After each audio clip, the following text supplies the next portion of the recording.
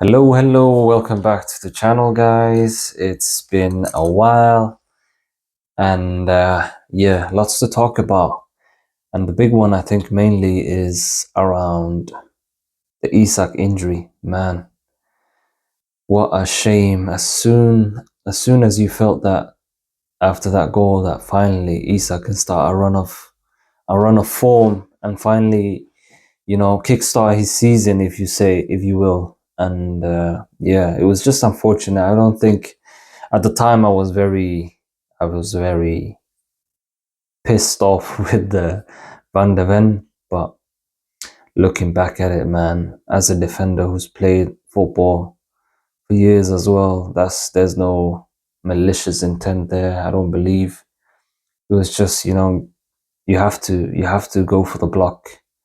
It was just yeah, it was such a bizarre, weird way how his leg got twisted in, but nevertheless, man, I wanted to speak about today five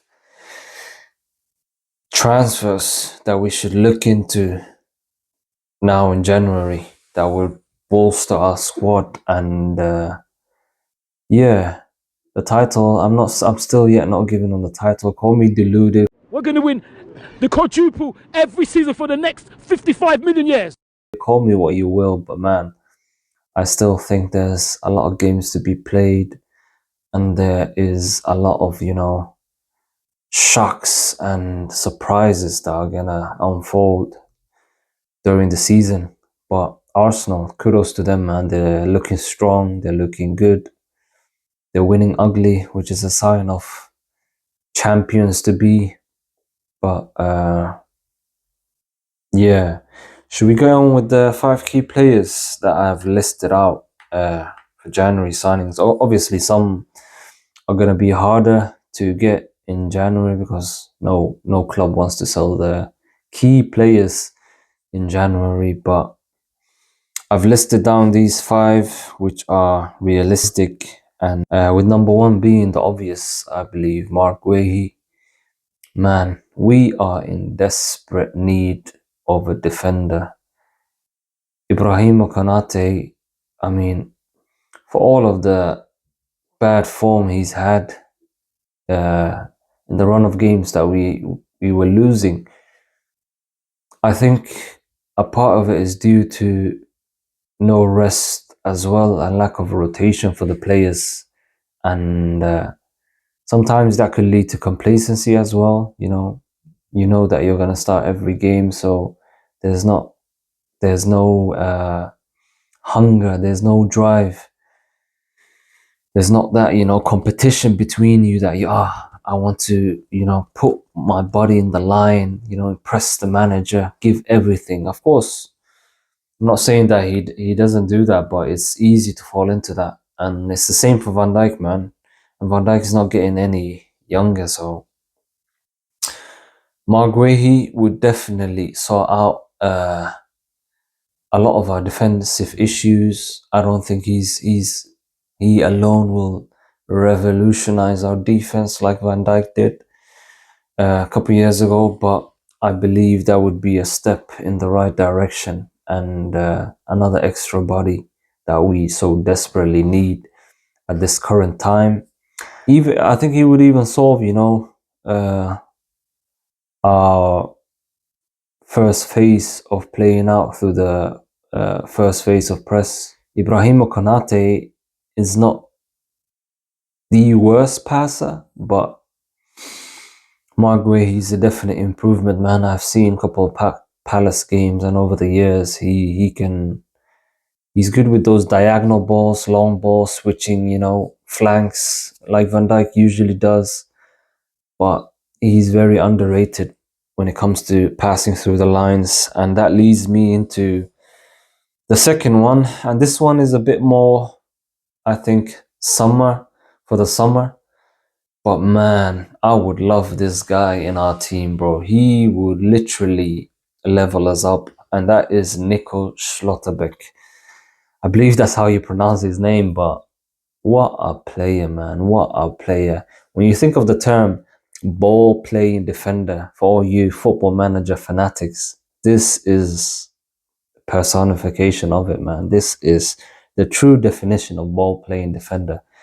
This guy, I'm not sure, I'm not really up to date with his background, but he must have played in like midfield or attacker, man, because the way he's so obviously professional football player, but the way he's so comfortable and always gets up and easily, bypasses the press. It's truly outstanding, and it's gonna be hard. It's gonna be hard to lure him from Germany. I think it wasn't too long ago I was reading that he wants to stay, or if he's gonna move. You know how German players are; they will always tend to go to Bayern for the big move. But if Florian Wirtz showed us something, then yeah, man, that it's possible. It's possible, and more players might be, tempted and be inspired of Florian Wirtz's move to Liverpool. And I hope that we could get it done, man. Nico Schlotterbeck, he's an awesome centre back. He had a little bit shaky moments. A lot of, he had that bozo gene for a while, but I feel like he's been very consistent these past few years. Last season, this season, I'm gonna be honest, I haven't watched him game and game in, but from what I've seen, man, even for the national team, he's a good player, overall good player, and I think he should be a long-term successor to Van Dijk. And an alternative to that would be Joachim Andersen. And hear me out. I know that Joachim Andersen is not the most popular name, but he is an underrated centre-back, man. One of my favorite players, from these mid-table teams. And he has such a good eye for passes, man. Switching the ball like left and right. His long balls, honestly, are one of the best in the league for a defender. He's up there with Van Dijk, and I think he wouldn't cost so much compared to Nico Schlotterbeck, but that's just an extra body in the defense. Yeah, Nunes is not here at the club, so they won't be having any beef. So that's another thing to look at. The third one, I went for a midfield stability, man, and this player honestly would solve a lot of our problems with midfield. As much as I love Gravenberch, and hear me out on this, as much as I love Gravenberch, and he has completely revolutionized our midfield, him and McAllister last season in the pivot, and this season playing mostly as a lone protector, lone deep line midfielder. But the thing is with Gravenberch, man, he's always one to, his trademark is the turn, the spin, the turn, to let the ball roll and to just bypass the press easily, right? But what we are lacking sometimes is, that's why the whole reason we were after Mark Zubimendi for so long, that we need a player who keeps things ticking. And as boring as that sound, man, I used to criticize Jordan Henderson for this over the years, like side to side, switching, keeping, dictating tempo, if you like. And obviously, Jordan Henderson had his deficiencies, albeit he was a good player and a good leader for us. We are in desperate need of that player, man. A player who's intelligent, who baits the press, who keeps things ticking, who has a long range of pass, man, who can easily switch play. I think only Szoboszlai. McAllister rarely does it. And Szoboszlai is the only one, honestly, that can do that consistently and good for us in the midfield. But he as well rarely does that. Before, it used to be Trent Alexander-Arnold inverting to midfield and doing those, iconic switches. But the player here that I've listed is Angelo Stiller. what a player, man. I promise you, this guy is going to be a star, a household name in the future. He's such a good player, good midfielder, man, and he's very intelligent. I think he's up there in all the stats for in the German Bundesliga for progressive passes, final third passes, and even his tackling is underrated, man. I don't know what that means for Gravenberch. Moving forward, that might free him up a bit and, give him less responsibilities on dictating play and building up in the building phase. But another alternative, if we can get Angelo Stiller, obviously this mostly for January, but in the summer, another player that I would love to see at Liverpool would be Adam Wharton.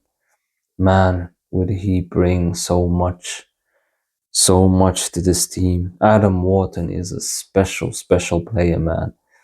I'm not falling for the English hype. You know how the English media and English fans always, overpraise their midfielders, but Adam Wharton, honestly, he's a special player, man. You wouldn't think that the way this guy plays football, that he's English. Check we have to, in the words of Islam Makachev. Who give him? We have to check that moment. Who give him English passport? But he's a special player, man, and I think we've been linked with him before. Obviously, I don't have any clue of how concrete these rumors are. Some even said that the deal was done for the summer, but I guess we'll just wait to find out. Another alternative would be Baliba, but Baliba this season, man, he's been dross, to be honest. He hasn't been good at all. I don't know if it's Man United Man United was definitely pursuing him hard before the transfer window shut this summer, but this season, man, he's just been slow, sluggish, just, going through the motions, honestly, and he hasn't stood out at all in that Brighton team. Another player, and this time is for the attack, it's Antoine Semenyo.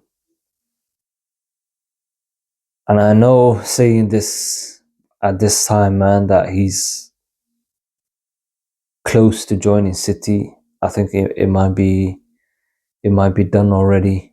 But if we could hijack that deal, man, that would be amazing, bro. This guy is honestly a beast. Left foot, right foot, strength, pace, getting in behind, crossing, just a powerhouse, man. I swear, if Antoine Semenyo, I saw that the first game of the season when he was in Anfield, man, he was unplayable at times.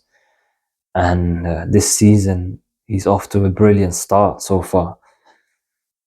I would love for him to just stay at Bournemouth and just keep continuing there, man, but he might not get this opportunity again, so I understand it, but Antoine Semenyo would definitely be a good fit for us, man. I think it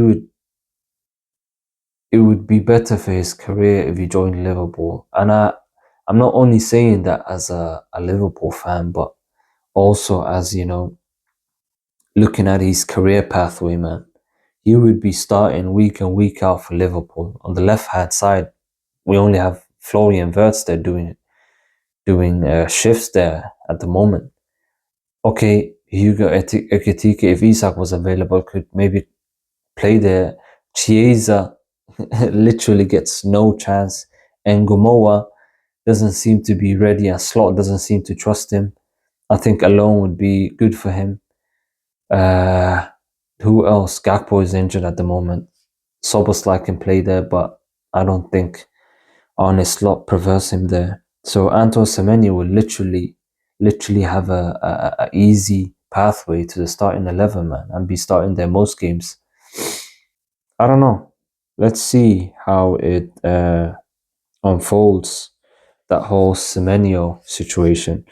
Another alternative for the summer would be Bradley Barcola from PSG. I know that we've been heavily linked with him. I don't know if it's all smoke, all these, transfer, how it gets, whenever January is approaching, and even before, to be honest. There's all these, wild rumors going on, but Bradley Barcola, man. Ibrahimo Kanate, man, before you leave, just do us this favor, brother. Just do us this favor, brother. Just get your fellow Frenchman to this beautiful club. He would thrive here, man, Bradley Barcola. The Premier League needs such a player, man. Full of tricks. Such a positive player, man. Always moving forward, always looking to make things happen. And the final one that I've shortlisted, I know that I said a lot of players, but I only have 5 players for January.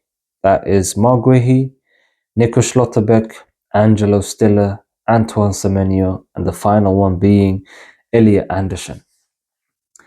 Elliot Anderson is a decent player. He's not necessarily my first choice among all these, but he's a very decent, is being too harsh. He's a good player, man. He's a good player. He has an engine on him. He's very tenacious. He's very, active. He's sort of those players that never stop running, man. He can tackle. He can pass, whether that is, long passes or side to side. He has it all, to be honest. The only thing that's might be hard for us is the English part, man. Always getting an English player, man. They're always gonna go above market price, so it might be hard to get him out of Nottingham Forest. It won't be cheap, and their owner, man. We know all about Nottingham Forest owner. Anyway, we have all these good players, man, but we just need to bolster our squad, and so we don't lose out on the Champions League, man, because the Premier League, although it is still yet a lot to be played for, the Champions League, I think we have a good chance this year, man, and we should get a few of these players in, man. And I know that we've invested heavily in the summer, but now that Isak is gone or injured for long term, Giovanni Leone, we don't even speak about him anymore, man. His season is he's out for the whole season. So Joe Gomez is injury prone. So that leaves the defense light. Jeremy Frimpong just returned. Connor Bradley is injury prone. I mean, really, we need to. Mohamed Salah is in the Africa Cup of Nations. We need these players, man, and we need to bolster our squad and strengthen our squad so we don't fall back behind. But that all comes down to how ambitious the owners are. Obviously, they're ambitious, but how more they want to, how far they're willing to compete and to strengthen. Because City are not gonna sit on their laurels, man. City are gonna heavily invest, as they're already trying to get the Semenyo deal done. And Arsenal, I think Arsenal might have a quiet one. United are gonna invest in January. Chelsea, they might. I don't know, man. I just want these players, and there are, for the summer, a few players that are out of contract. And I was looking at them few, mainly the midfield. But Ruben Neves is another one. Ruben Neves, he has 6 months left in his contract. His contract runs out in the summer. He is a good midfielder, man. He's 28, I believe. Has the Premier League experience. Has good range of passing, man. He could easily play in that deep lying playmaker role. And he's a good player, man. Even for Portugal, he's always been good. Another one, Quintin Timber. His contract runs out also in the summer.